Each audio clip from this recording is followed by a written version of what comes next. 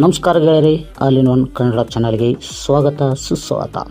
ಗೆಳೆಯರಿ, ಪಂಪಾ ಸರೋವರ ಎಂದು ಖ್ಯಾತಿ ಹೊಂದಿರುವ ತುಂಗಭದ್ರಾ ನದಿ ಹೊಸಪೇಟೆ ಹಾಗೂ ಕೊಪ್ಪಳ ಸಂಗಮದಲ್ಲಿ ತುಂಗಭದ್ರಾ ನದಿಗೆ ಅಡ್ಡವಾಗಿ ನಿರ್ಮಿಸಲಾದ ಆಣೆಕಟ್ಟಿನ ಇತಿಹಾಸ ಏನೆಂದು ಈ ಒಂದು ವಿಡಿಯೋದಲ್ಲಿ ತಿಳಿಯೋಣ ಬನ್ನಿ.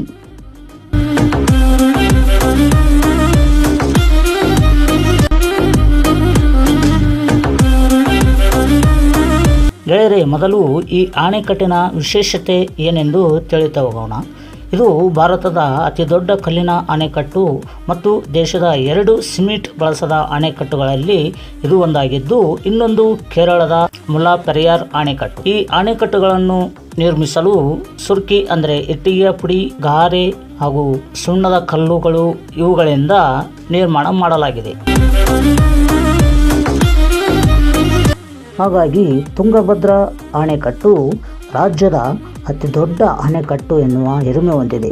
ಇದರ ವಿಸ್ತೀರ್ಣ 2441 ಮೀಟರ್ ಉದ್ದ ಹಾಗೂ 49.38 ಮೀಟರ್ ಎತ್ತರ ಹೊಂದಿರುವ ಅಣೆಕಟ್ಟು.